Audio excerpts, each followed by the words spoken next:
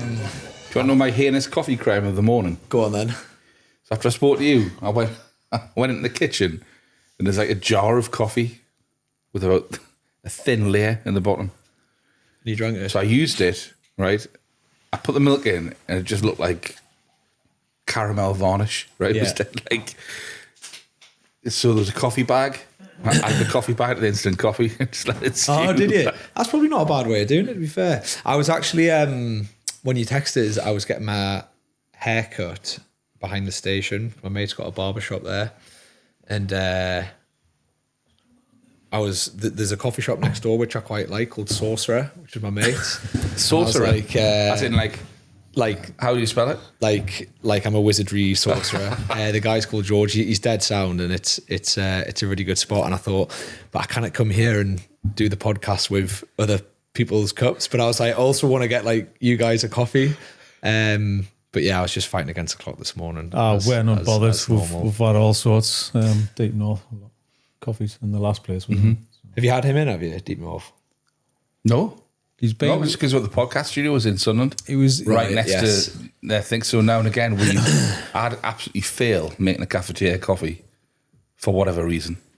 So we'd just go outside to their kiosk and get buy like coffee. I pushed play with like flat whites and all that kind of stuff. But we had him on the podathon though, didn't we? He was yes. on the bike.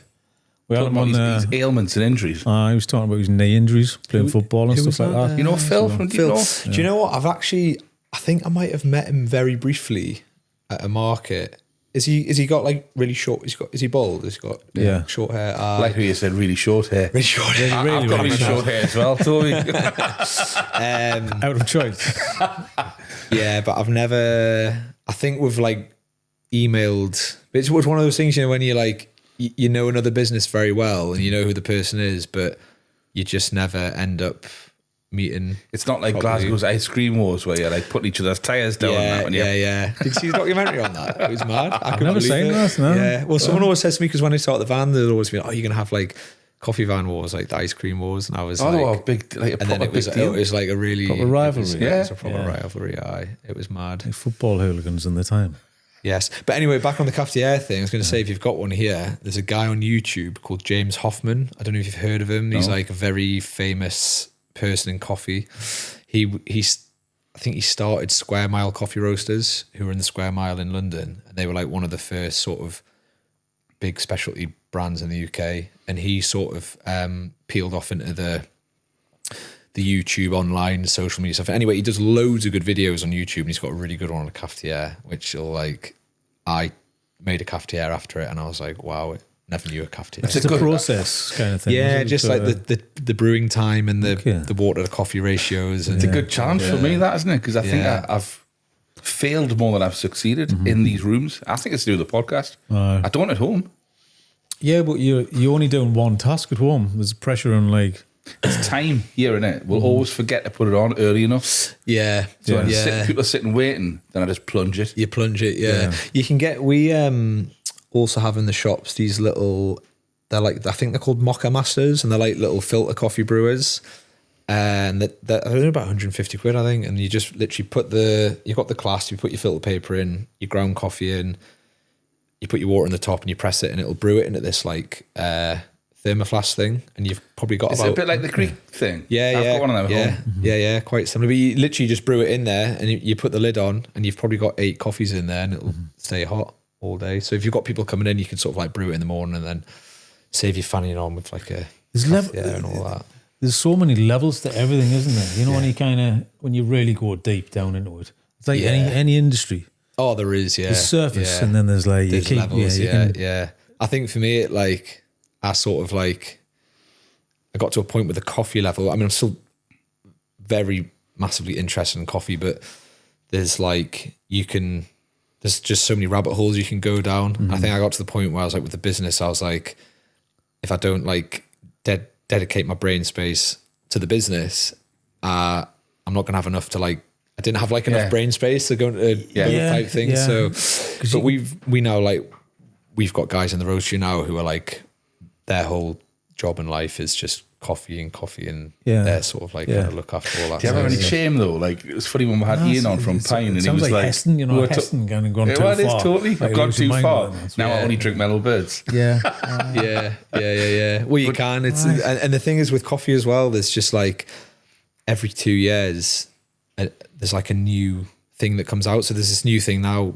They're like fermentation. What they're called? Like they're like coffee fruit fermentation. So they're sort of like fermenting the coffee with different fruits. So like we've just got one where it's like fermented with passion fruit. So it's like you literally open the bag of coffee and it's like smelling a bag of passion fruit. You brew the coffee and it's like really, really passion fruity.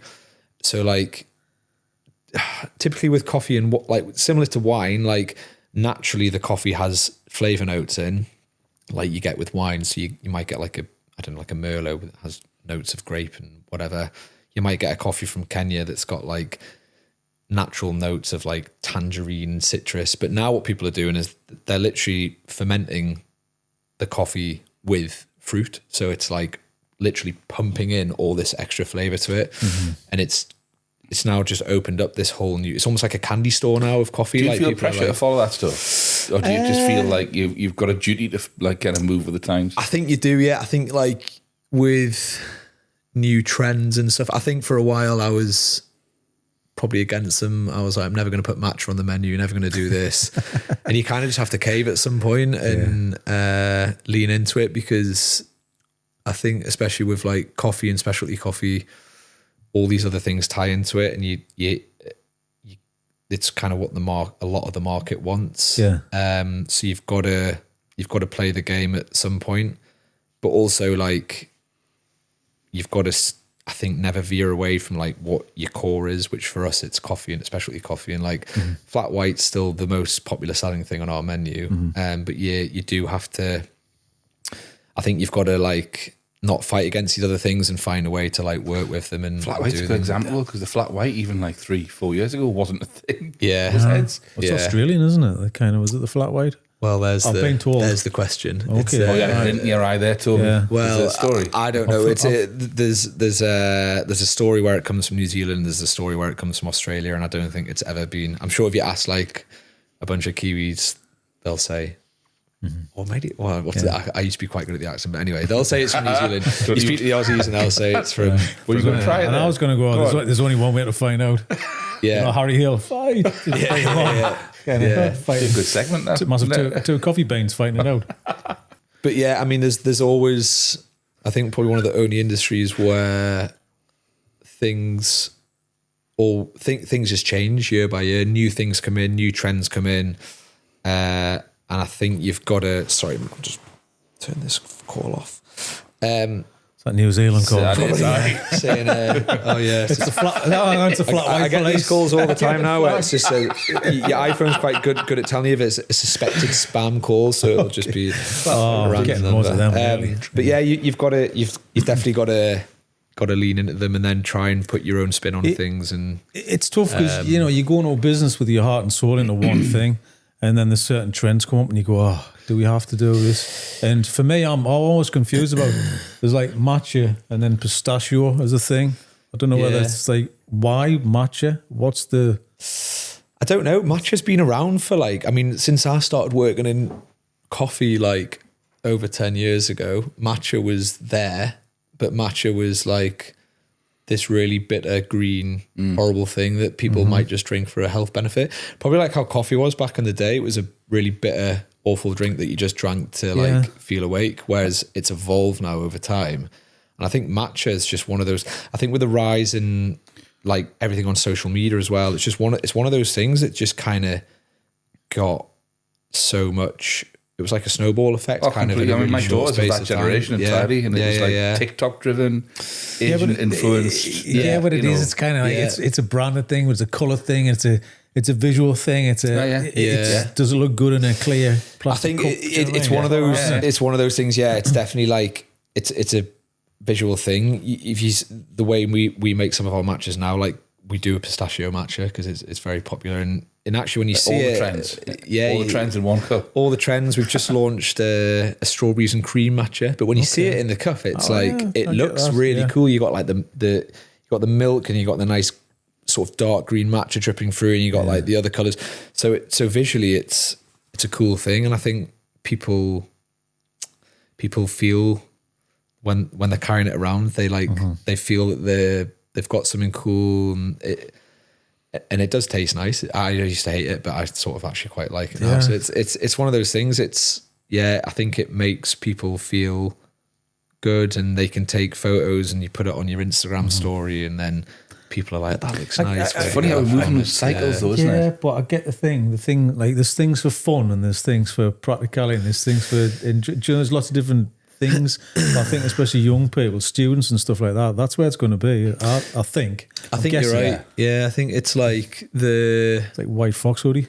Oh, it is? Everybody wants one. Yeah. I mean, I remember when I was a student, all I cared about was going out on the drink with my mates, and was never and like you'd sort of on a Saturday morning, if you're a bit hungover, you'd go and get a full English. Whereas now, I think the next younger generation coming up, you see it all over the news, alcohol sales are right now, so people aren't drinking as much. And the thing to do now is like go out on a Saturday morning, go for a run, go to your local coffee shop, get a pastry, get a matcha, get a coffee, and that seems to be like what people are kind of doing now, which is great for us, but probably not great for.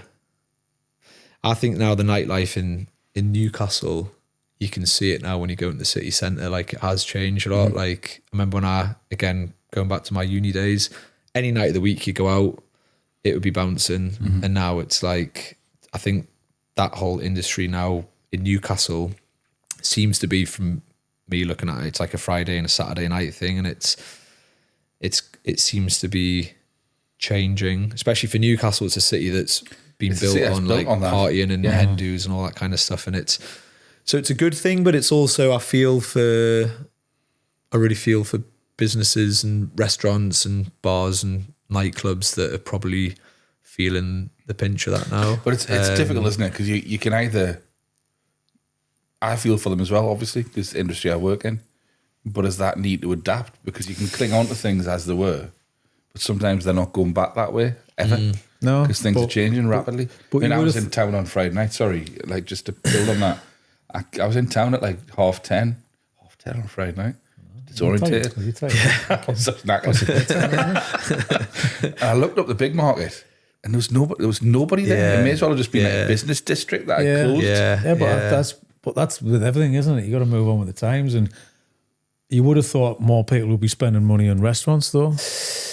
Yeah, I think the restaurant thing as well, it's again, this is just my personal view of when I see it. I think the whole I think restaurants, I think up here as well, Newcastle, because it's like a working person's town, isn't it? So I think a lot of the people live here, they work Monday to Friday, and then the weekends where people enjoy themselves. It's not like London or whatever, where you're getting like, people have money, it's massive influx of tourism. So, and I think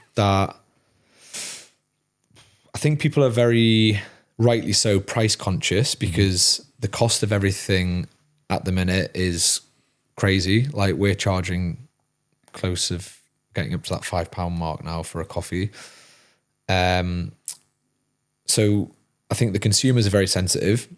So I think people are less now thinking, well, I'll go out for dinner on a Wednesday night and spend like 100 quid, but I might go out for like a bit of fast food and spend 20 quid. So I think the way I see it, people are maybe going more towards those kind of places, and the sort of sit down a la carte places, I think, is probably a very hard place. It's next level up, isn't it? We've had this conversation with a lot of people. Yeah, people either trading down or they're trading right up. Yeah, and the middle ground is like decimated. It's that middle ground that's that's struggling. Yeah, and you got to think with those businesses, they're like, they're probably in buildings where the rent's high.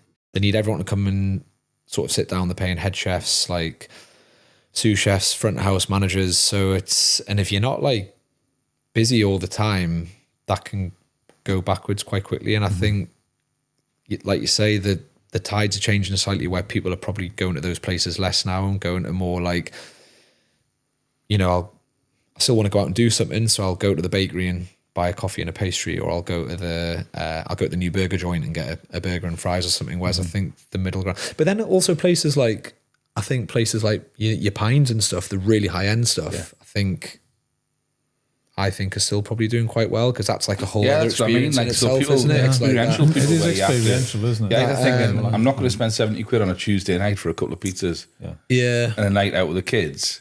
I'd rather save that money and spend 500 quid on doing something that's going to blow my mind really away. special. But it's but I think it comes back to, like, for me, just the sort of the state of the industry in this country at the minute. It's just sort of like it's tough. I think for those people as well, it's probably like extra tough. I think for a business like mine, it's definitely tougher, but we're able to sort of pull a few levers to still keep it sustainable and like remain optimistic, which I am. I've trying. You see all the headlines at the minute. It's like hospitality's dying, this, that, and the other. Which it's hard, and I don't think the government are helping. It's almost like that.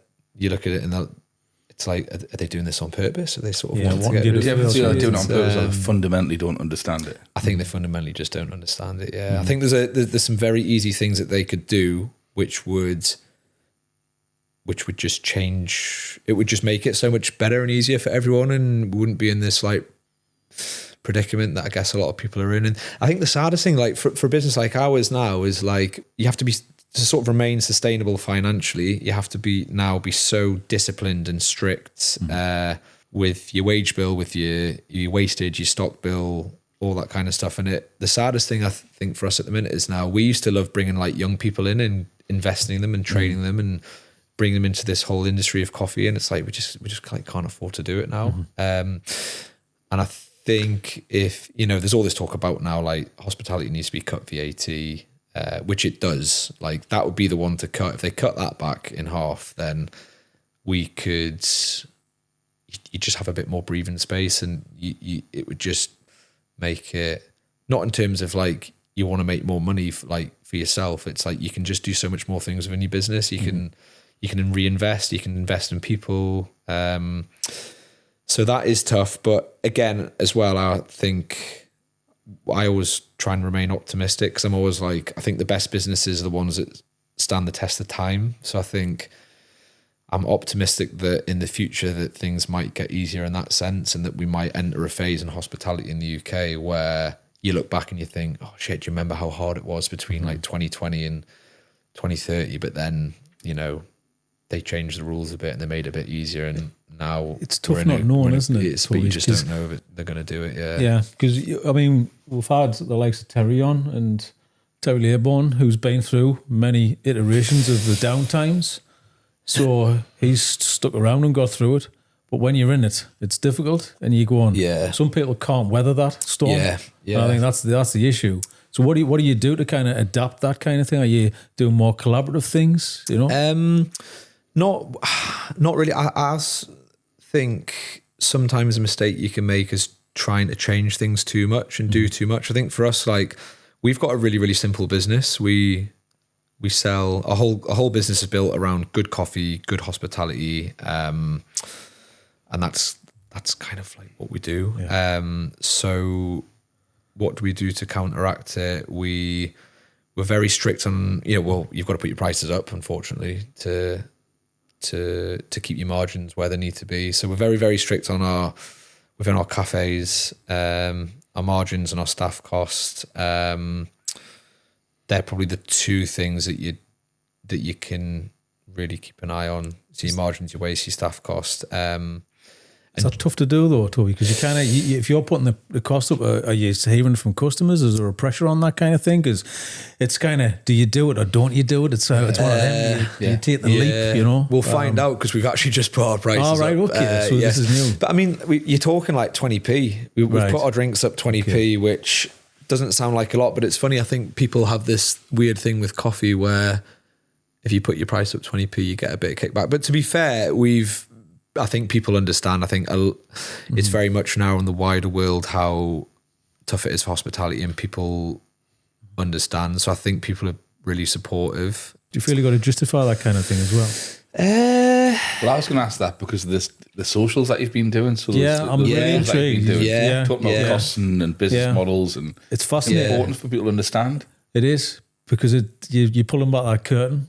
Yeah. Like we just talked about with business, you don't know until you see how it works. You know, right? I think it used to be like, I always used to get it all the time where like my mates would come in and you'd be really busy and they think, oh, you'll be able to retire next year. And like, you see now like the worries that we used to have were like, shit, are people going to come through the door? Mm-hmm. And like, now the worry is we're busier than ever, which is great. Like even with price increases, I think the market for people going out and wanting to get coffee and pastries and nice sandwiches and stuff, like it's very buoyant, but it's harder now to remain profitable and sustainable than it ever was, even when you're busy. So I used to hate numbers. Like when I first got into it, like 9 out of 10 people who start a business in like a restaurant or a coffee shop, that do it because they love it and they're not a business person. You kind of got to learn that over time. But now I'm like obsessed with the numbers, because if you're not, you can just, it's just such an easy business to lose money if you don't keep an eye on things, even if you're busy. Like you can be busy. I sometimes go in places and they're really busy and I'm like, well, they've got 12 staff on. So like, yeah, it's really easy you can't to unsee it, like, can you, once you know how it's operating. So you've got to really know your business. So I think going back to what you said, like, do you have to change things? Not really, I don't think. I think you've got to stick to what you do if it works, but just understand your business so well that you know this is what this is going to cost me, this is what this is going to cost me. And if it's not, you've got to find a way to make it work. What things did you have to learn to take you from Toby at the beginning to Toby now? When did it start? Unofficially, like 2012, but it was very off the cuff for like, but it was like, it wasn't a business for the first 5 years. It was like a hobby. It was like a very steep learning curve of a lot of mistakes. And then how did it start as a hobby? What were you doing? So I lived in New Zealand, which is where... Oh, you brought that invite to the flat white? Well, the guy that invited... Yeah. So it was definitely New Zealand. Just claim it, man. Just okay. It was yeah. Well, all my mates in New Zealand now, they listen to this, they'll kill me if I say it was invented in Australia. It's flat white, Toby. Flat white, yeah, New Zealand. But so I lived there, and I was... What did I do? I remember going into a good coffee shop up in Nelson and probably had that, like... sounds a bit of a cliche. There's something about it just like clicked for us. Like there was something about coffee and being in a cool space. It was just something in my head was like, yeah, this is what I'm going to do. And then I moved back to Newcastle and I was working. I don't know if you remember Alison, who had BLK Coffee, Chilling Road, which is what we now have the shop as one of our coffee shops. So that's been like a bit of a full circle.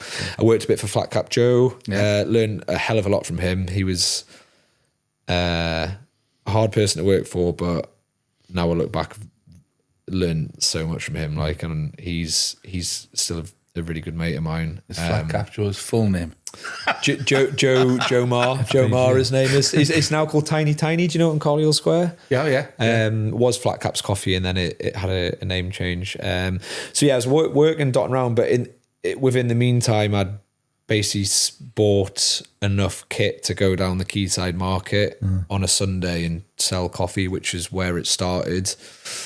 And then I sort of was doing that a bit on and off for 5 years. In the time of that, I managed to upgrade it to a coffee van, which is what we take to Jesmond's. And then was getting heavily into sort of, I'm going to take the van and do all these events and stuff. And then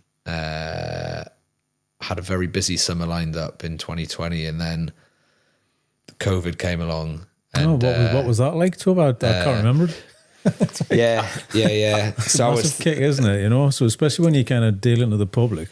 Yeah, you've done your apprenticeship kind of thing, haven't you? Really, you've gone through the trenches with making coffee. So had you invested in your kit then as well? So I bought the van, bought all that.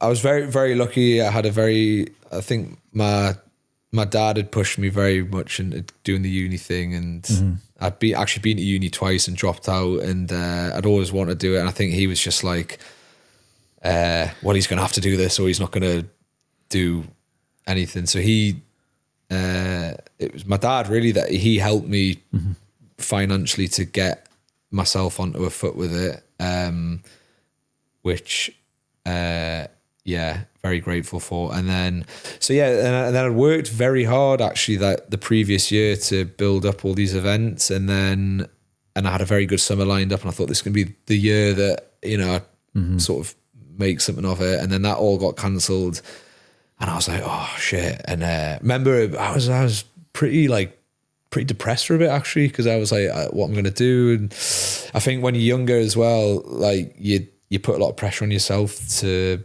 be successful, and then it was quite tough. And then we started, I think it was that time during COVID when I saw other coffee shops opening for takeaway, and I thought, well, I've got this coffee van, there's got to be something I can do here. And then we started just literally just rocking up random places in suburbs of Newcastle, only just because I was like, this is like survival mode now. And it just went absolutely crackers for 2 years. That's great. It was honestly like, I look back and it was just the most lucky thing. But then also I'm like, maybe it was a product, because I'd worked really hard for like and really gone through like the trenches for 5 years trying to make it into something. And then that sort of kickstarted the business. And as well, back in COVID as well, like we were really busy for 2 years. They dropped VAT to 5%. There was grants, there were like you could furlough staff. So there's all this like help, which for us just gave us the sort of kickstart we needed really. And then opened up the Granger Market, opened up the shop in Long Horsley, opened up Chillingham Road. We've now opened the roastery, and we've now opened another shop. So yeah, it's sort of gone from like now to what it is now. But then you talk about levels. There's levels in everything, levels in business, and I think I'm very proud of what we're doing and what we're doing now. But like, you look at a company like Watch House in London who are at like 25 stores, and you think, oh well, we're still very small compared to them. But I think everyone's on their own journey, aren't they? And you've just got to not like try and compare. I think you just got to do your own thing, really. I think being mobile though, before you had like static spaces, give you an upper hand. If you think if it'd been the other way around, then you kind of took the coffee shop to people's neighbourhoods rather than. You know what I mean? Yeah. It comes back to the luck thing, because back then it was just the best. It was just everything just came together. I had like this brand new coffee van. There was a pandemic. The council were very like helpful. They essentially just said, yeah, you can kind of just, people need coffee, go. And we were like going to like housing estates in Gateshead and like opening the van, and there was like queue of like 100 people. It was honestly mental. People want a treat as well, you know. Yeah. But you kind of, the thing is, you made that decision to do it. You could have easily said no and gone in on yourself and didn't bother and all that kind of stuff. But out of survival, you did it, and then you've grown the business because of that. Yeah. And then people, it's like that's your advertising, just getting out there and seeing people. Then everyone knows who you are. And go, I remember you from COVID. Oh, it's that community thing, and it's that people thing. And have you always been that as well? Have you always wanted to grow to stores? And also, are you that kind of person, that people person, the wanting to kind of, you know, share your business with people and stuff? Yeah, I mean, I guess like my vision for it is, I don't think there's been like, if you think of specialty coffee in Newcastle, there's a few like really, really good roasteries up here. Like you got like your Pink Lanes, your Oosburns, and all that lot. But I'm like, I think I wanted just to create a really awesome coffee company that was like, when you think of coffee in Newcastle, you think of us. So I think I've always had the desire to like grow it bigger, which like definitely is not like, it's not an easy thing to do. Like people think, oh, you open 1 shop, 2 shop, 3 shops, and it's like it's like sometimes I think, oh, I wish I just had 1 shop, and I just wish it was just me and the vans again, because it's like life's just a lot easier. But I wanted to do something.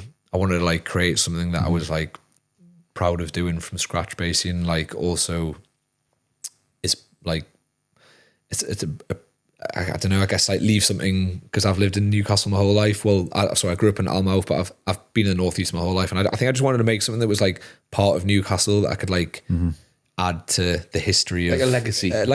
Yeah. There's a lot of pressure in going from 1 to 2 to 3, because like you said, it's not like you kind of, your times and the income by X, Y, Z. There's the pressure of what happens if the government raise this, what happens if rent goes up, what happens if electricity goes up. All of these things are a massive pressure on it. Which you can, if it's just you, if you're just a one-man band with a van or a shop, you can like weather these things. But when you're the size, I say like the size we are now, we're still not a huge company, but even the size we are now with sort of 4 shops and the vans and the roastery, like if something like that happens, it can be game over, and there's not really anything you can do about it.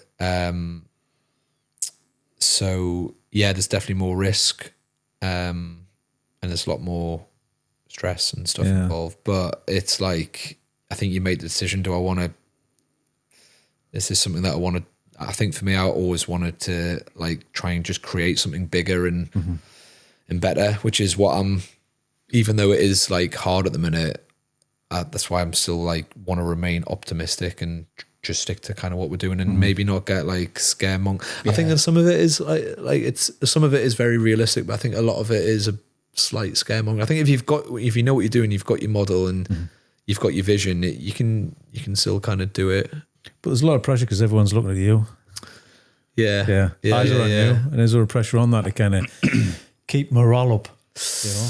Definitely, I think someone asked us the other day, actually, what's the most challenging thing at the minute? And I think aside from like, the hardest thing is like, we employ like a lot of staff, and we employ a lot of staff on, you can't really pay people more than minimum wage for like the sort of like the entry level staff that come in, which has gone from like, when I first started, it was like £8.50 an hour, and now it's like close to 13 an hour. And I think people should be paid more. I think staff that work in hospitality work very hard, especially in coffee. Like, we're asking them to come and do a very skilled job, and we're like, oh, well, we can only pay you minimum wage. And that's not our fault. That's the fault of, because we're getting taxed to bits. And that's why it's such a perfect storm, though, isn't it, from a government point of view? Because you've got all those dynamics, all those parts moving at the same time. So they're putting more pressure on you in terms of overhead.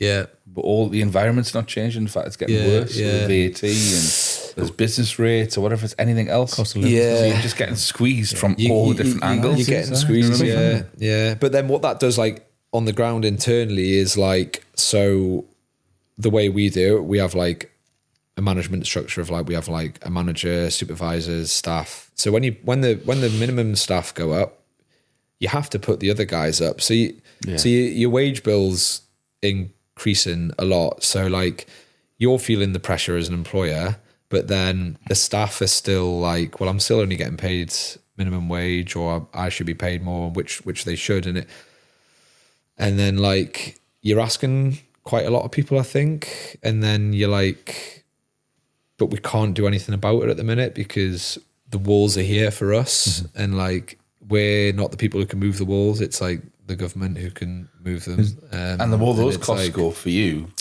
See, I would look at it in cups of coffee and you're like, we've now got to sell more stuff, guys. You got to sell more stuff. And work harder. You then got to put your, okay, we'll put our prices up. And then your customers are like, well, I'm not.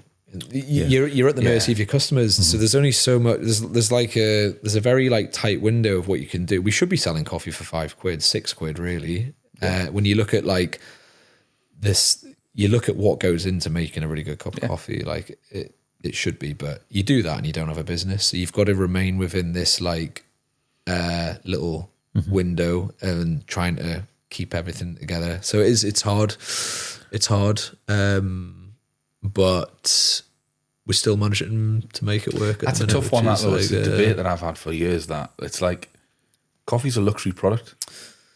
It is. You know what I mean, in terms of supply chain, its cost and what it costs to harvest it and what it costs to craft it into a drink, process it, ship it, and all of that. But we always see it as an everyday. It's an everyday thing for everybody. It's a lifestyle. It's a lifestyle thing. Completely. It's just the way the market, like, and the consumer looks at it, really. But you can't then put your coffee up to £6 and then say to people, well, the reason it's this is because there's this whole traceable process with it. Because at the end of the day, they just want to come in and get a nice coffee, and they're not going to pay £6 for it. They'll pay £4 for it at the minute. So you've got to you've got to operate within this sort of like window at the minute. Yeah, I mean, it's always because what's the next level of you like doing videos about where it comes from, and you got to justify the coffee price. A guy did that recently with beer. Yeah. Well, he was talking through. He's sitting and he was talking through duty, like everything he has to pay from a pint of beer and how much money the landlord keeps. Yeah, right. And it was mental. It was a really good visual way to see how much something costs. I think that's what I like about, that's what I'm trying to get to, is the point of you doing this. Was there a conscious effort to do that online? Just tell people, because how do I justify it? How do I explain the reasons why and all this kind of stuff? Yeah. It costs a lot of money to do this. Yeah. But people seem to lean into it and enjoy it as well, because you're explaining something to them, which is what people want, is knowledge. Yeah, I think with that, again, social media, I grew up in the time where I'm like, this is just a load of, I hated it, and like, to be honest with you, I still don't like it. I don't enjoy doing the videos. You do very well though. They're good, but we've employed a social media manager. We've employed like a marketing person. You might know. Do you know Laura Canny? Oh yeah, she's been on here. Yeah, she's brilliant, mate. Yeah, she's absolutely class. So she does all the stuff for us, the social media for us now. And I was always like, I don't just want to be one of these. If we're gonna do it, I want to do something that I think is going to like get a lot of interest, which I think there wasn't really anyone speaking about the stuff I guess I'm speaking about. And also I wanted it to not be like fake or anything. Yeah. It's just, this is like who we are. This is me. This is the crack. So I was like, I want to do a video on how much. I was like, I'll just do a video on what one of our coffee shops makes, and broke the numbers down. And it went like viral. I think it's up to like 2 million views. Yeah, so it worked, and it obviously, so that's sort of the angle that we've been going down with it. And although I find them quite stressful to do, I don't feel like I'm like cheating anyone. I feel like it's information that I know is hopefully helping people, and I'm happy doing it because we're not sort of trying to be anything that we're not. We're just. This is like you're just laying out fact, aren't you? Really, for people to see it. But it's a very good way of doing it, and I think you did it really well. So hats off to you for putting yourself out there to do it, because it's not easy to do, is it? They're not. No, sitting talking to a camera, going, right, where do I start? Hang on, who's cutting this down? What does this look like? And you're trying to see the end game before you've even started the thing. So they're really hard to do, and as well, like when you're involving numbers, you've got to really make sure that you get that right, because actually we did one video where I'd messed it up, just not from not knowing, just I explained it wrong, and then comments just full of people. Oh yeah, that was crazy. I don't read them anymore, because you're like, even when you do one that's I'm like, oh, this is going to help everyone. You just get people being like, do you get lots of positivity from businesses though? People that would know you. Yeah. Get a lot of it. Yeah, and you do, the vast majority of people who comment on them are like, it's positive, and they're like, thank you, I didn't know this was the crack. But you do just get some of the stuff we get hilarious stuff. We saw the one from last night. But the bigger it goes and the more viral it goes, then the more hate you're going to get. But that just drives it up, doesn't it? It's kind of one of those. It does drive it up. What's that saying? There's no such thing as bad press. It's all but you're right. But it's just nice, because I like people to hear that kind of thing, because back in the day, no one would tell you how much things cost, what it's worth, all that kind of stuff, how it works. Even in my day, when you like photography assistant, the photographer didn't want to tell you how to light something. You're like, what's this secret that you have? Someone's just going to figure out anyway. Now it's everyone over explains it, and everyone goes, that's amazing. You go, that's easy, but you don't bother because you know it's easy. Why would you explain this? It's easy. So it's kind of, but you're flying the flag for people. Yeah, it's good, and I think it's maybe made people. I wouldn't say like I would say like I never want to put someone off like doing it, but it's like, I think now if you're doing something like that and you haven't done it, you've got to like try and really understand it a bit more, I think, before you do it, because it's a lot harder now than it used to be, and it was hard 10 years ago, and now it's like it's really hard. So you've got to definitely like maybe not dive into something because you're passionate, which is also important. Like you've got to like do something if you're passionate, but you've got to understand both sides of it. I was going to ask that. So like, what could you have been doing other than this? So you said you dropped out of university twice. Yeah. And then you were in New Zealand, and then you kind of had a light bulb moment. Yeah. What went on before that point? What were you doing? I was I was at school. Just never really clicked with education, to be honest. Is this an Allenmouth? No, I actually went to again, my mum and dad, like just always trying to do the best for us. Yeah. They sent me to a private school in the Borders because they were like, if you go to the school in Alnwick, you'll not get any GCSEs. I didn't get any GCSEs. I didn't work, Toby.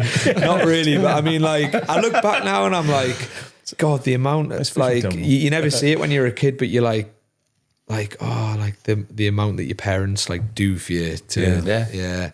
Are you a parent, Toby? Just while am I a parent? Yeah. No. All right. Okay. Not yet. Yeah. But again, I'm like, I was chatting to my dad because I'm 33 now, and I was saying to my dad, I was like, God, when you were like my age, you had 4 kids. You dedicated the whole time of my life where I'm like going on holiday or doing businesses, and it's. But so I left school and I was a plumber. I'm a qualified plumber, believe it or not. I was a plumber for 2 years. That'll help. Yeah, I wouldn't let me anywhere near any because I haven't done it, and I was never very good at it. I just was like, I'll just do an apprenticeship, and then. I was always very sporty, so I think maybe sports teacher was leaning into that kind of thing, maybe. But yeah, I think it had to be this really. Otherwise, I don't know what I would have done. It always had to be hospitality or. What did you try at uni? Sports science. Did you? Didn't. Yeah.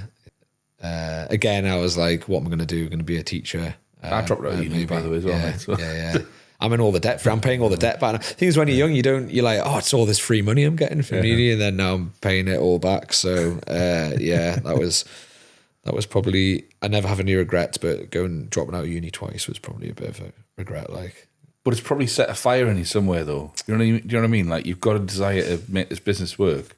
Yeah, I often think that some of that comes from your past failures. Oh, it does for me. Yeah, massively. Yeah, but you were looking for something. You're trying to search for something, and what is that for you? What's your purpose? What do you want to do? And it's always hard, isn't it? You go, oh, I'll just do this, and then you go, God, this is not it. Yeah.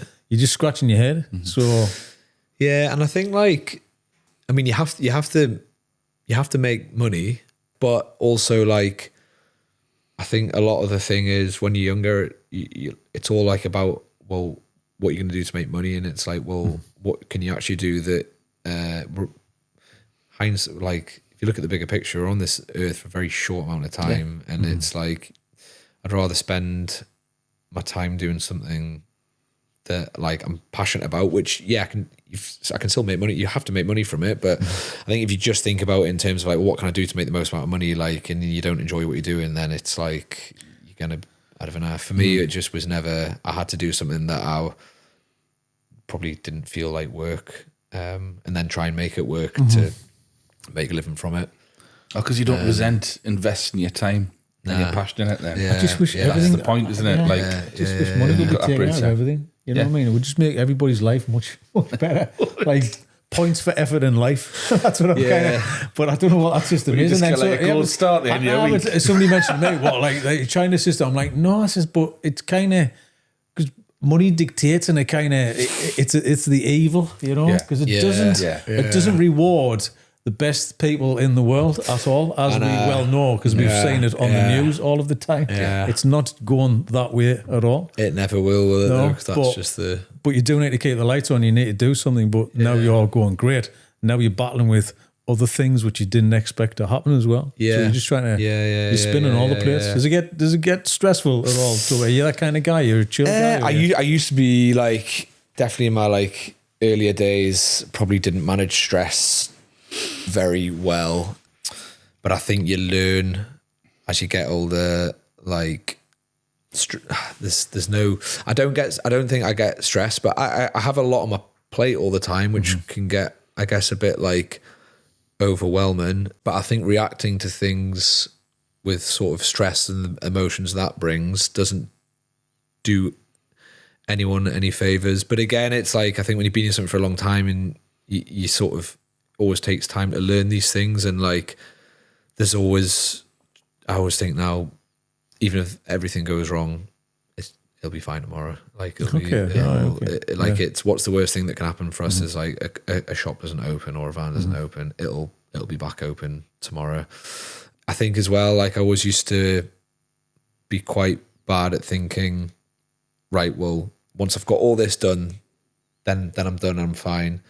And then I'd like put like quite a lot of pressure on myself to like get loads of things done. But then by the time you've done that, 20 other things have thing. And then, so now I'm just like, it's a lot healthier for you sort of physically and mentally to be like, I get to the end of the day and I'm like, I'll stop and then I can do this tomorrow and do this. And it's like, it's just a constant, like, it's a constant journey as opposed to trying to just get to somewhere and then you can relax. I used to have to-do lists for every day. Now I just add things to the same to-do list with today at the top. It's always the same. It's like trying to fill a bucket with a hole in. Do you know what I mean? That's nail on the head with it. Yeah. It's, I think you just got to try and find a way to like, but as well, it's another thing that just comes with experience. I think you just get to a point where you're like, I'm never going to get to a point where everything's done. So you've just got to enjoy it and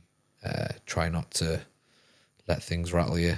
What's the plan for the future then? What do you want to do? Do you want to open more? What's your aim? Yeah. Become a plumber. Become a plumber. I think me and my business partner Dave, we're doing a bit of like internal tidying up at the minute, which by the summer will hopefully put me and him in a position where we can we want to open some more shops. So we want to try and get a couple more in this region by the end of the year, and then maybe look outside of the region in the future. But as well, we've got the wholesale business now, the roastery, and that's like, I think we're only scratching the surface of that in terms of like the online sales, and we've got wholesale orders. So there's those sort of two elements that I want to keep growing. I don't really think I've got like a 5 or a 10 year, because I'm like, things can change, and I'm like, I'm not a big 5-10 year kind of person. I'm always like, what at the minute's lighting the fires is like the roastery. That's the kind of thing. Well, we're not doing anything with that, so why don't we put more effort into doing that and trying to push that? Even like the merch side of things, it's all things that lead other people to your product. This is pretty much everything. That's it. And it's exciting though, isn't it? It's like, where could this go? This could be exciting. It is. That business is really exciting, because I've always been the retail side, like selling coffee to customers, and whereas the roastery is like a whole new beast.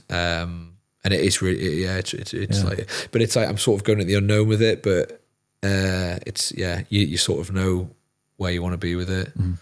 So it's going to try and grow that, and then we'll definitely do a couple more shops, I think, this year anyway, and then we'll just see where we're at next year. What's your business partner like? What's he kind of, what's his thing? Because you'll have your thing. Are you kind of matched together, or are you sort of? So my business partner, so I guess we're split up into two entities. We'll have the coffee roastery, where I've got two partners in that, and that's all focused on. But to be honest, those guys are way better than, they run that business very well. And then the coffee shop side of it, which is, to be honest with you, the bit I've always been good at is opening and running like cafes and coffee vans. So I think that's probably like my main role in the business. But my business partner for that one, Dave, we're very, very aligned on, we just sort of seem to, I don't know what it is. It's like a marriage in it, business. You've got to be able to go through like you've got to be on the same page, I think, to make it like work long term. So I think it's been on the same page, but being open to talk about things as well. You can't hold things back. You've got to go, look, man, there's an issue. You got to spill the beans, haven't you? I think that's where we kind of find the best way of doing things. You do, because you live in your own head all the time, so you can't think what other people are thinking, and also you don't know what other people are doing as well. You kind of you're trying to work as a team together. So I'm always intrigued, kind of, because partnerships can either go good or bad as well. Yeah, they can. I don't know. I think I've always been quite good at like knowing who I can work with or like going to business with. So when did you meet him though? Was it kind of uni friends or what? No, he worked for me. Oh, really? He worked for me back in COVID. And then I remember it was at the end of the summer where it was quieting down a bit. And I said to him, I don't have any more work for you on the vans. I said, but I found this shop that I want to buy. Do you want to buy it with us? And he was like, no way. And then I kind of thought straight away. No way. Well, he was just sort of like, not a risky guy. It was because it was the one up in Morpeth. It was a bit out of the way. It wasn't typically something we would look at, but I was like, we bought it off, do you know Joe, Proven Goods? We bought it off his mum and dad. And so you had me looking in that area? Was it just like speculative completely? I often just sit on my laptop at night and look either businesses for sale or empty spaces to rent. And we weren't looking at it. And then I saw it was for sale.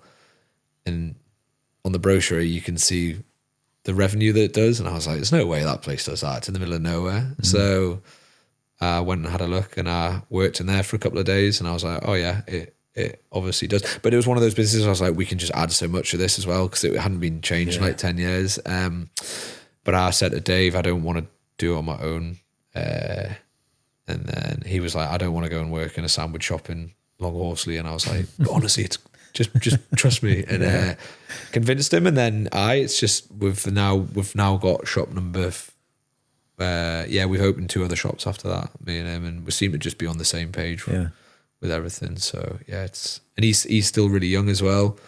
So he's definitely got his head screwed on, and he's got the youth, and he's like an engineer as well. So anytime anything breaks, he just will just go, which is very handy to have in our business because things break all the time. Yeah. So skill sets, isn't it? And different skill sets. Yeah. You get a feeling when you see in a business and you just get a good feeling to go, I think that one. Does it kind of just one stand out to you and go, I think that's the place, you know? Definitely, yeah. Because it's a big risk you going, Morpeth, why? But there was something about that went, hang on. Yeah. Oh, definitely, yeah. I think everything that I've done has been on a gut feeling. I think if you go and like look for something, you kind of force it. But like, yeah, you do. You get a gut feeling. You look at somewhere and you're like, I was like, imagine it like, what's this gonna look like on a Tuesday in November? What's this gonna look like on like a Saturday in the summer? And you picture it and you can be like, you sort of how people are gonna feel when they come in. How's this bit gonna operate? And there's loads of little things where like, if one thing isn't in the right place, then the whole business might not work in coffee. So you've got to pick wisely. But yeah, I think some things. I think that place, the new shop, and the shop on Chillingham Road, they were all things that like somehow got presented to me. So I didn't actually go looking for them. They just kind of weren't really looking. They came. We thought, that's an opportunity that like you don't want to like miss out on, and they've all been pretty good. So, but it's mad if you didn't start that, because that's clearly your skill. Your skill is to kind of find something and make it work, because it is working. Yeah. So if you didn't push yourself to find it, you wouldn't be sitting there and this wouldn't happen. Do you know what I mean? So it's kind of, it's kind of wasted talent. I hate it. It's kind of a crime to see talent go to waste. Yeah. And clearly you had something, but you had to go around the houses to try and find that thing. Yeah. And now you found it. Yeah. I think you've got to back yourself, and but like I think a lot of it comes out of like, not like desperation, but you're like, I have to make this work. And I think when you're in that situation, you find a way. Do you like risk though? It seems like you're not bothered about risk. You can push your chips in.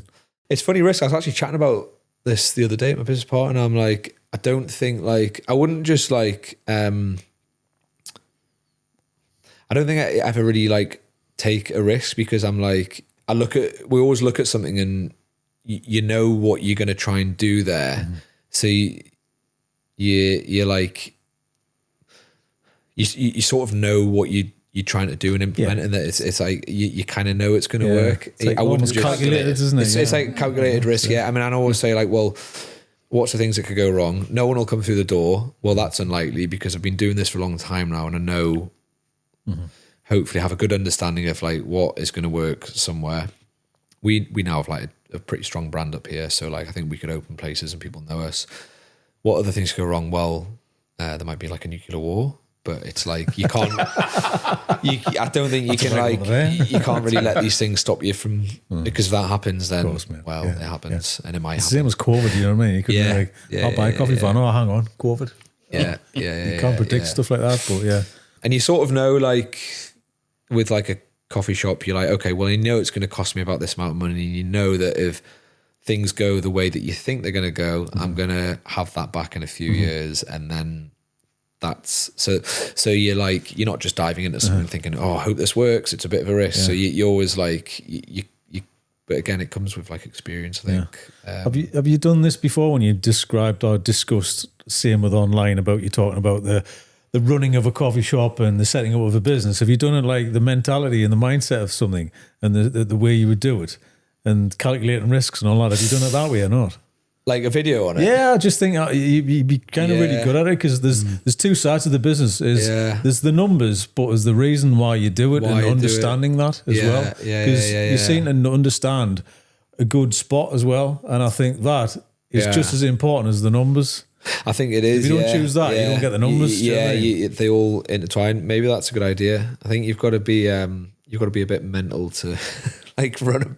But you have to. Like it's a naive ambition. You've got confidence in your brand. That's the thing. You could enter a space in the middle of nowhere and know what gaps your brand would fill in that space. You know what I mean? I mean, because you work all the time. It is, mate. So you know how to make something work. It's even the structure of like you're talking about, if something's in the wrong place in a shop, like, right, okay, why doesn't it work though? I'm intrigued. I know you're probably giving the trade secrets away here, but why wouldn't that work? It might be useful for somebody else starting out, you know? Well, even like, how do you start coffee van first? No, it's that. I think you could probably you'd sell some courses on this. Yeah, that's well, I've actually been thinking about that. Really? I think at some point I'd like to maybe write a book,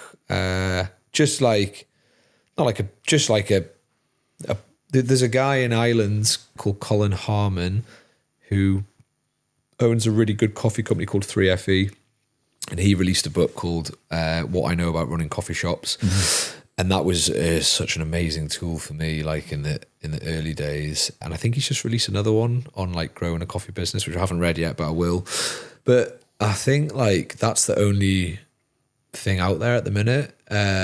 So I think like it'd be good to maybe like add to that and be like, here's like, I guess there's not like who's doing it better. It's like here's my story on opening coffee shops, and because it's not like there's a set way to do it. It's like anything, like you do things slightly your own way. So I'd like to do that and maybe look at some courses. But yeah, I think at the minute I think I used to really try and do everything, whereas now I'm like, I'm going to do this and then maybe do I've got a good video of mine, sorry Toby, it's you going to see him and then you sitting down and talking about this of growing a coffee business to get it's that'd be interesting, wouldn't it? That would be good. It's where he is now. You're behind like this, you know, and that's it. You know, it seems like that. Yeah, great to sit down and kind of rack his brain. I'd love to. Yeah, and again, like an interview session or something. I've thought about starting a podcast as well, all about business and coffee, and actually speaking to these people. And I think it would be very, very helpful to a lot of people, and it would just be good for me just to like talk to people. But again, it's like try not to do everything at the minute. It's got like a lot. But yeah, it would bulk them out though. You kind of record them in batches. Sorry, we're getting into business now.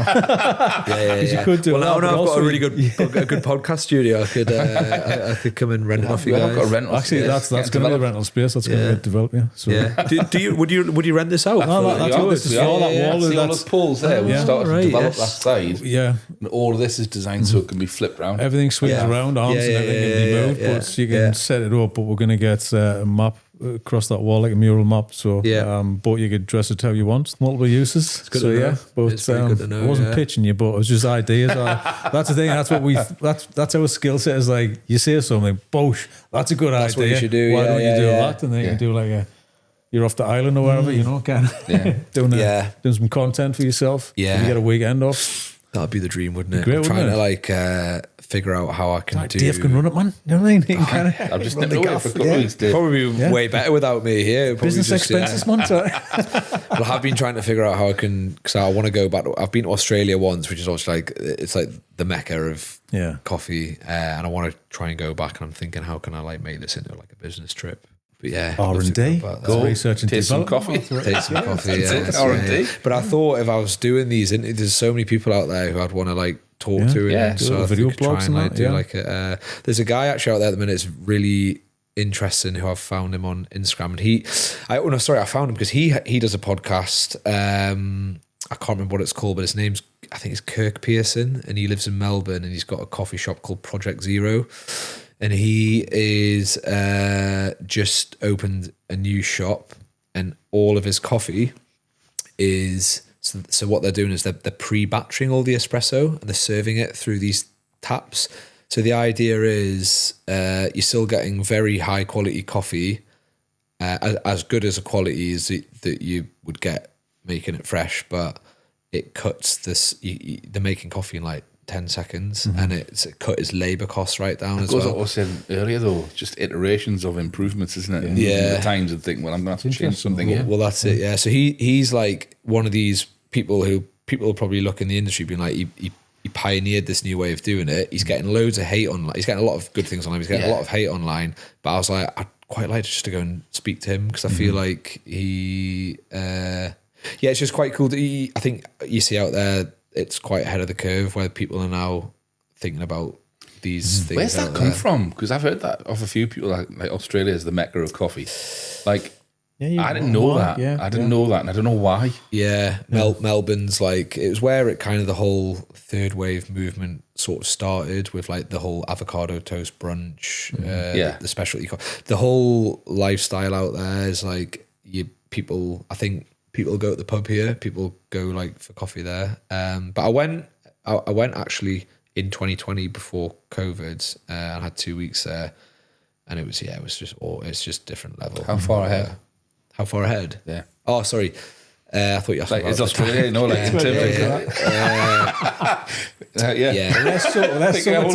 of if you're sleeping, they're probably awake. Drinking flat white. It's. I think people always say it's about 10 years ahead, isn't it? But like the thing I liked about Melbourne is you can't find a Starbucks anywhere.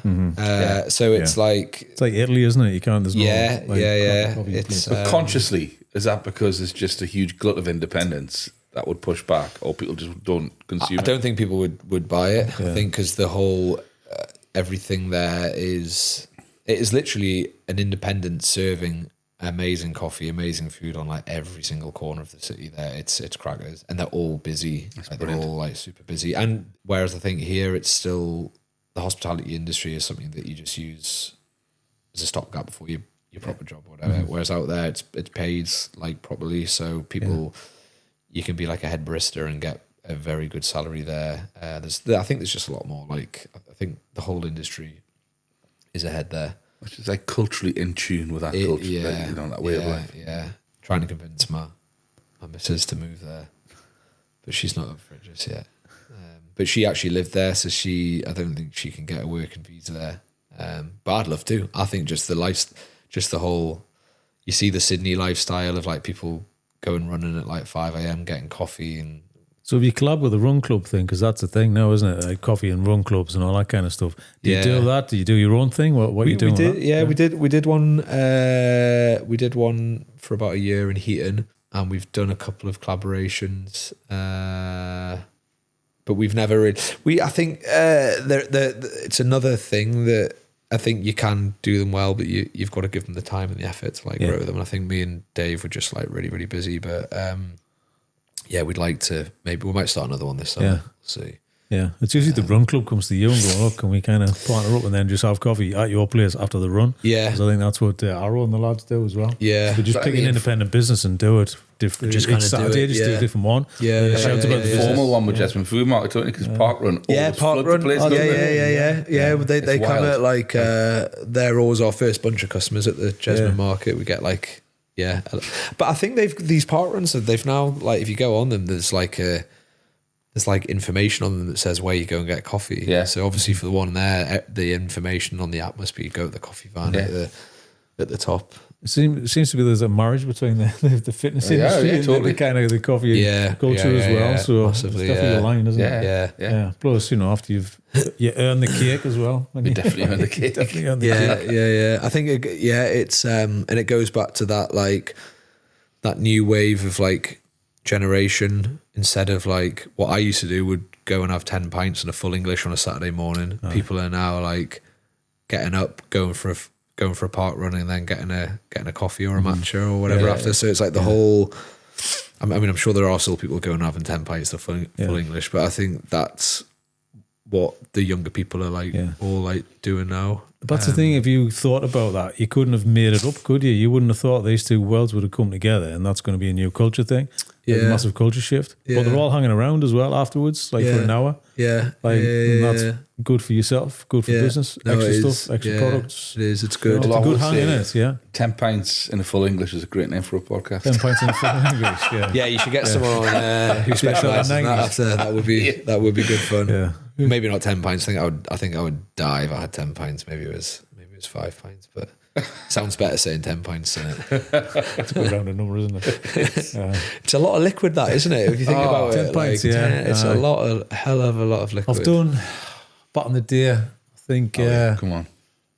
I think we did 11 Budweiser bottles. We told them not to kind of clear the bottles either. So between me and a mate of mine, we're at this do in Hetton, and I think it was 22 Budweiser bottles on this table. I want a collection of this Budweiser. Yeah, you want to like be proud of your work after. Proud of the work. Yeah, don't clear them up. We're collecting. We're saying how many we can get through on a night. And then like a couple of packets of KP dry roasted on top. Yeah. That's about it. You can't beat it, can you? Pint a packet of crisps, like it's class. Well, speaking of menus, actually, I'm going to read one out. I think I know what you're going to do. That, Toby. I'm going to go your top 3 coffees. My top 3. That's what I was going to say. Like, kind of your top 3, like, i.e. the flat white. Go-tos, go-tos. Your matches or your whatever that is. What occasions that align to those top 3? That's an even better question.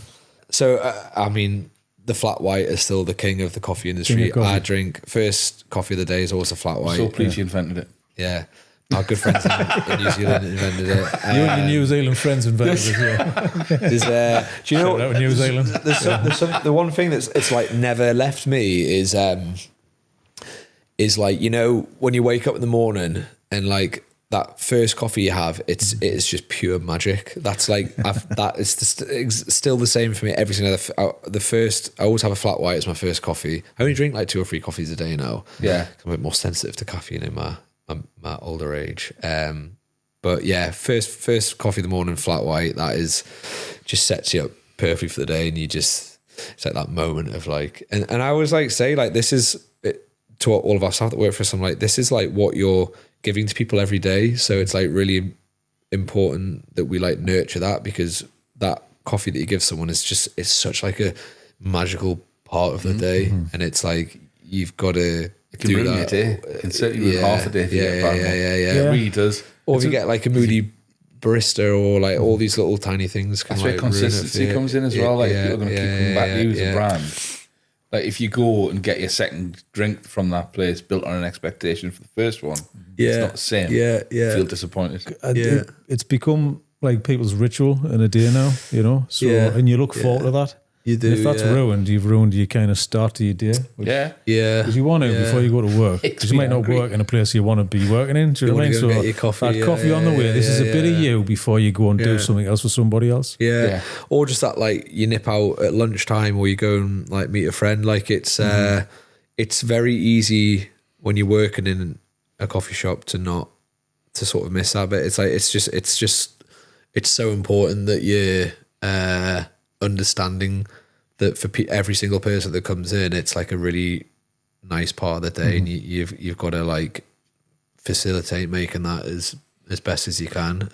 Anything special you do in the shop to facilitate that? Have you got like special soundtrack? Is kind of what's the atmosphere you're in? Yeah, we've got like a soundtrack that sort of like, I guess like fits again, something that I never realized how important it was, but you've got to have music playing that like fits the vibe of your shop. So I go in sometimes and the girls are playing like Taylor Swift, and I'm like, I know you like Taylor Swift. I'm like, but it doesn't work in this, it doesn't work in this shop. But we, honestly, the thing that we just hammer into everyone, which is like so important, it's the first thing you ever get told when you're working in coffee shops, is like, be really, really nice to your customers and like remember their orders, remember the names, and like it just, that will carry you like through everything. I went to somewhere, I was in the Lake District at the weekend, and I went to a coffee shop in Ambleside called, what's it called?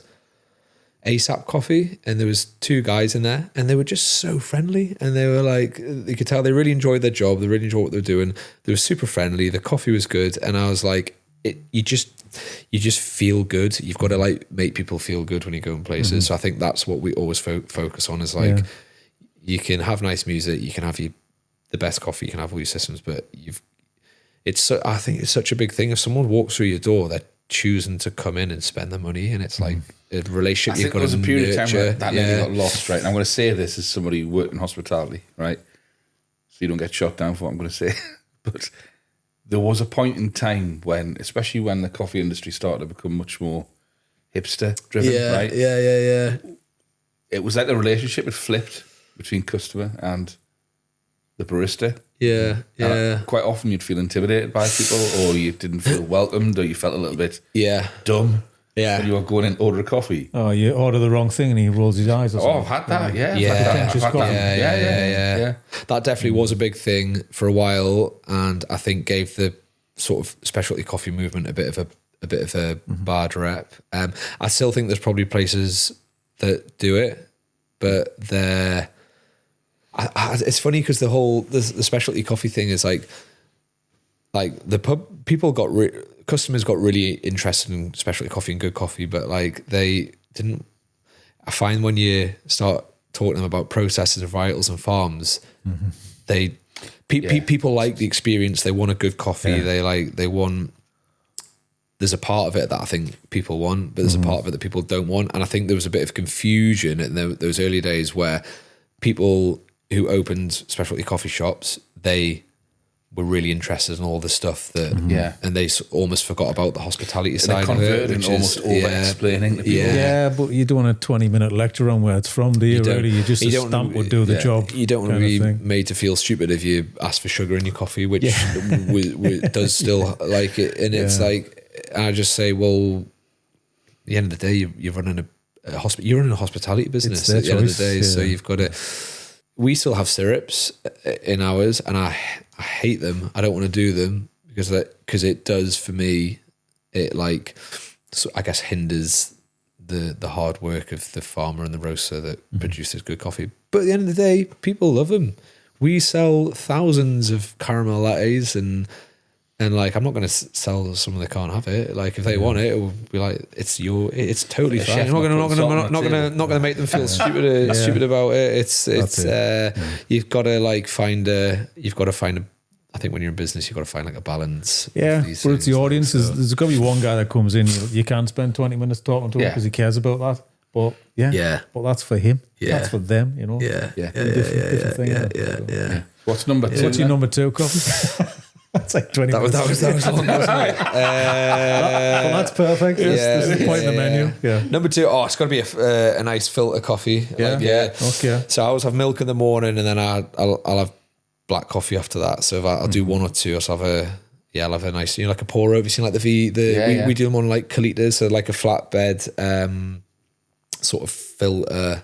Is that a slow filter ones? Yeah, thing that you sort of put the paper in the coffee and then use the gooseneck. Drip coffee is American's called. Drip coffee, drip coffee. And it's just a really nice way of extracting all the flavors out of the coffee. And it's not like an espresso, which has obviously been like pummeled through at high pressure over 30 seconds. So you have those naturally sort of like more bitters, whereas it's dripped slowly. You get all that. It's like clean, it's sweet, it's just always stronger as well. It's like twice as strong or 3 times as strong as a normal espresso. But you don't associate it with being strong because you don't have that like edge of bitterness like you do with an espresso. It's So it's like, you know, when you drink like a cider that's 12%, it's like apple juice, and then you've had two and you have two filter coffees and you're bouncing off the walls. So yeah, and then Scrumpy Jack or Woodpecker. What do you want to do? Yeah, exactly. Yeah.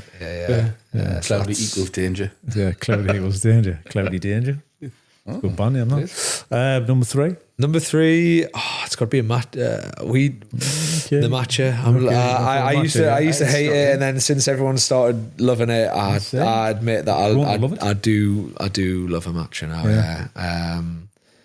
I do like a coconut milk matcha. With I might put like a little tiny shot of like vanilla syrup in, just give it a little bit of sweetness.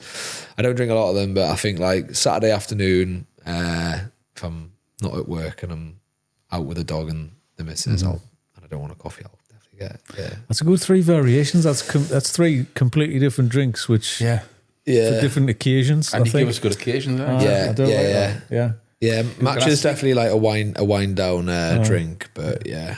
Can I sneak an extended version of that question from another question? What, the top 3? I want to know if within that top 3 afterwards you have a guilty pleasure of a coffee that you should not be drinking as a or like that should practitioner of good coffee. Yeah, you know what I mean? 3 spoons of Mellow Birds. Like when Ian from Pine said, we all just drink really bad instant coffee in the kitchen.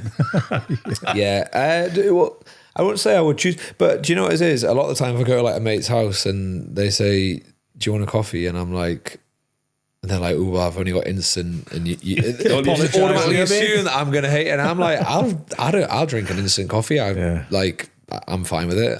I'll go to a Starbucks. I'm fine. I think, again, there's this thing with like, if you're an independent coffee shop owner, that you just despise Starbucks and Costa. And like, I definitely do think they could pay them more share of taxes, but I'd still go to one.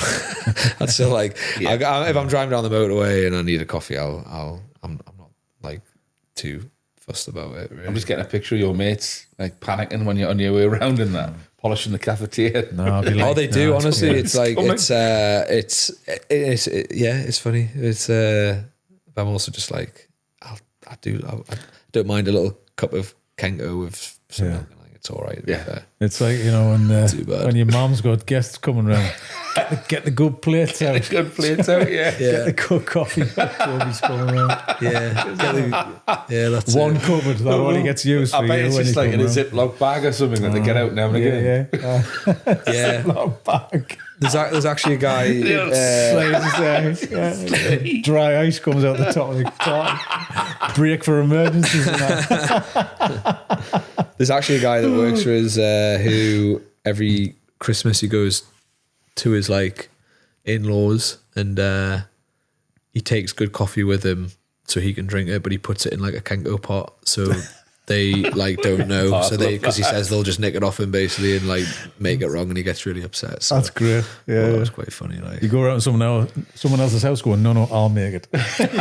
You take over there. Yeah. You go and relax. Good job. Yeah, well, that's the thing, because you know how to do it. So you'll be like, all right, just leave it to me. Yeah. That's it. I'm going to give you this then, Toby. Pick something from the menu, from that top list.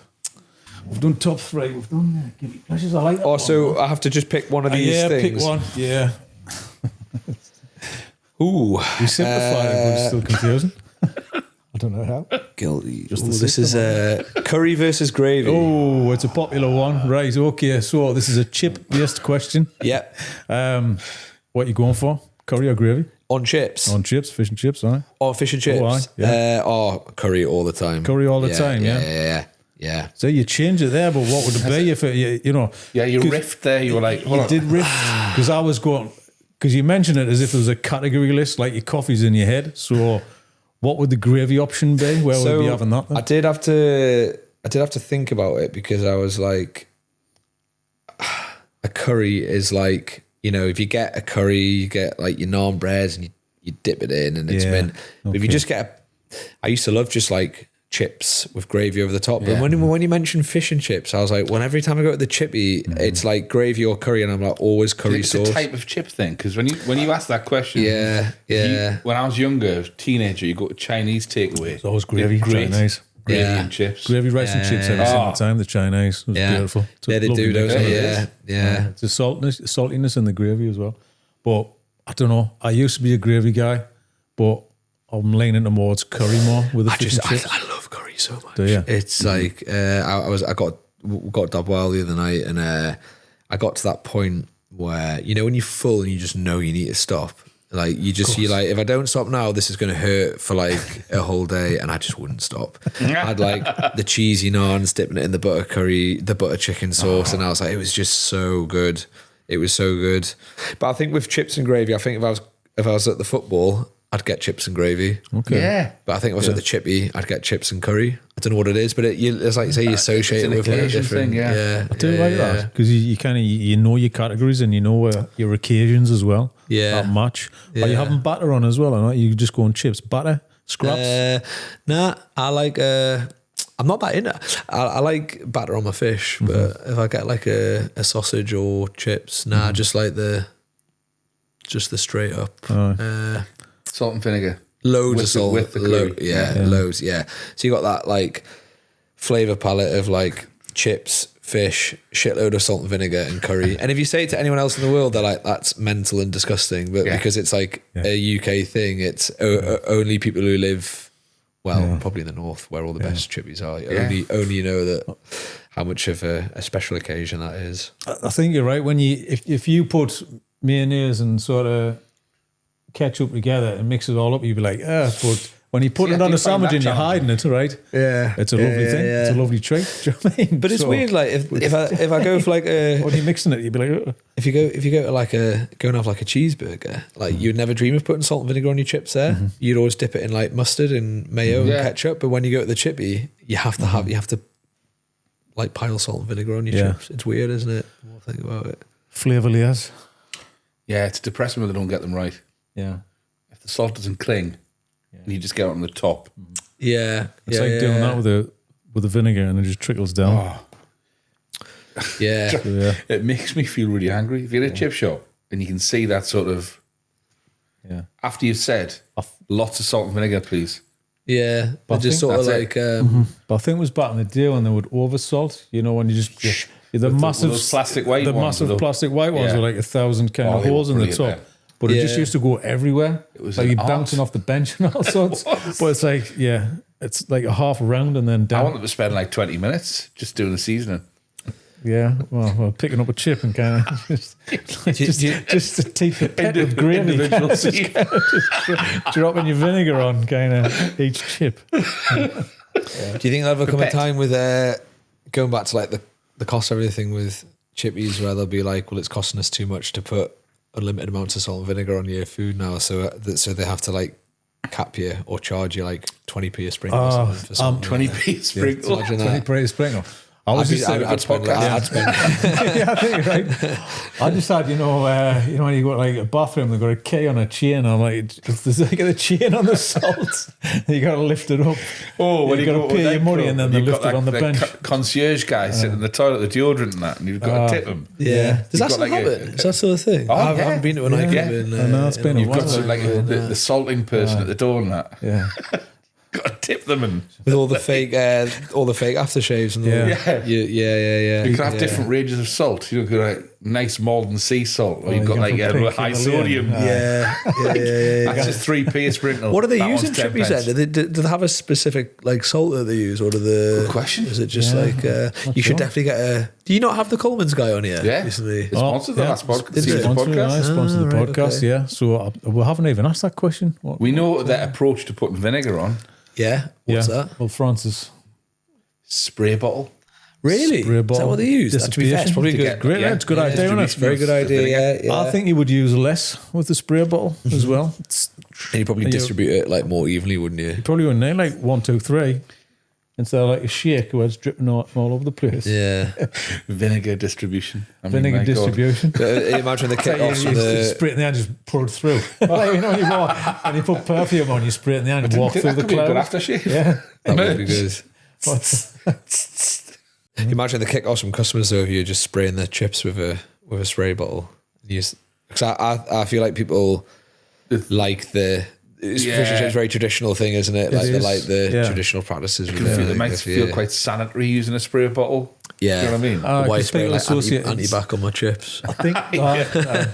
Where'd you get that B&Q? You know, so, yeah. Yeah. Lid on and that. It's a bit off-putting. That's the thing. Some kids get put off about. What was by like that kind of bleach stuff. written on the side but scratched out. Yeah, Vinegar written on that it. it's been washed out. Yeah, where you like wash the bottle out and God, yeah, that would be interesting. It's like you saying a Neil kid- from Pink Lane, when he talked about his story with the mastic gun, with the churros. Remember? Yeah. And he used like a mastic gun in his one of his street food pop-ups Did, yeah. to make churros. Oh, did he? I just churros to kind of pump that So there's shit. vision of like a Wix mastic Yeah. bottle. Is that what is he in the churros game? He's not no, like, no, No, this was Very at back the then, beginning. yeah, Back in the day, he's trying to figure it out and just sell anything, you know. So yeah. I'm Been mastic there. gun. Being there, Like yeah. hand Mastic cramp gun. from mastic gun kind of Yeah. mastic gun machinations. That's another band. That is a isn't good it? name. Yeah. Last one then. What's your Greg's order? What's my Greg's order? My Greg's order is a sausage roll and have you ever had the Empire biscuit? We've heard of the Empire. Oh Yeah, my God, we've it heard is. of the Yeah, Empire. It is Yeah. the Only best came up thing. once before on the podcast. Yeah, it is. It's probably the nicest. I just love them. Like they are just so good. They are so good. Sausage roll, Empire biscuit. If I'm just have to pick one thing, it's Empire biscuit every single time. Oh, It's, okay. Yeah, Empire biscuit trumps the sausage roll. Yeah, Okay. 100%. Yeah. I was going to say sausage roll just seems to be not enough, but because you're having an Empire, you prefer the Empire.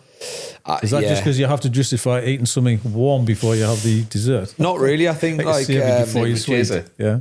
I don't know. The sausage rolls it's like you feel like you're part of like Newcastle when you have one because it is. It's like, do you know what I mean? It's like the most famous thing. It is. Yeah. Where do you want your tattoo, son? Just on the arm. Just down there. You fly into Newcastle, the border police, you get put aside and you've got to take a sausage roll on your way through. Yeah. I'm going to be doing that now as soon as you pretty land. much That's what I love that about anyway, Newcastle isn't it, when you Airport. land? Like as soon as you come out of arrivals at Newcastle Airport, there's a Greg's right there, and there's always like 50 people because people obviously are just on the plane being like, right, a get back ritual, to yeah. Becastle, It's looking get a Greg's, forward. yeah. But that I don't know what they do to that Empire biscuit. It is just. It is phenomenal. Every time it's become like a running theme now because my missus, if she's in town, she nips in, she'll always bring me one back. And every time she comes home and I'm working and there's an empty Greg's wrapper, she's like, did you get yourself an Empire biscuit? And I'm like, Empire biscuit with a coffee or a cup of tea. It's just it's so good. It is so good. It's a good pairing, isn't it? Yeah. It is. Yeah. Oh, would you like, sir? I'll have the Empire. Maybe that's what it is. Maybe if you're building an empire, you need an empire biscuit a day to help fuel you. You should do your own. Go make your own I have empires. thought about that. You know, There you I go. have thought about That's that. your new I product, yeah. I did actually think I was like, I wonder if I could sell these in our coffee shop because there's. I'm sure other people don't think they're as good as I do. I don't know what it is about them. I just think, yeah, they're so good because they're like little. I can tell you actually have a very deep love of them. That's the thing. It's a genuine place that's coming from. Because they remind me a little bit of the Bakewell tarts you used to get with the cherry. They're the biscuit version of that, and I used to absolutely love them when I was younger. I still do love a Bakewell tart. I do, yeah. Boy likes them. Yeah. You got the Ringtons Best ones. flavour combination. It is. yeah. They're very Because nice. the Ringtons guy turned up when the kids were off. It was like you could stack of bloody biscuits and all sorts like that. But Bakewell was in there. He did like a Bakewell. Yeah. They're dangerous as well, those Ringtons guys, because they just turn up at your door with like do you want biscuits anything and- else? And you're Like like, basket I full want of 20 of them. It's those marshmallow biscuits they do. They're really good. They like tonic things. The thing is, though, it's Yeah. like, I mean, I've worked with Ringtons for years and years and years, right? And we've made, when we moved into the house that we live in now, we've kind of maintained the same guy that used to deliver to my mother-in-law's house because it was her house. And they just have this amount of times where I'll look on the shelf and we'll have like 20 packets of tea. And he'll come and go, right, just here for your order. I mean, initial response is, I don't need anything. And he turns away, walks off in the rain. Yeah, you feel bad though. Hold on a minute, just 1 second. I'm sure I Yeah. need some caramel wafers. Because they're all so friendly, aren't they? Like all the Ringtons, they obviously like pick the friendliest people, and then they send them to be the delivery people. Because you always say, oh, they've turned up with a little basket in the van. You're like, oh, fine, I'll buy something off you. And then, like you say, then just stockpile tea and biscuits. It's just a lovely conversation, isn't it? What else you got? Yeah. What else you got in the It's basket? a definite customer service Yeah. game, like aye. yeah. And they'll try and upsell you all the time. Geriatrics. Get them every time. I do like that though, because it's, if you think about that, it's a very old school, you know, the way that everything is now with online and social media, and that's just still going around the doors in the van selling it. I think it's brilliant. I think it's really good. Brilliant. All right, Toby. Thank you very much, Toby. Thank you. Thank you for having us. Been great. That was good natter. That I really enjoyed it. All right, cheers.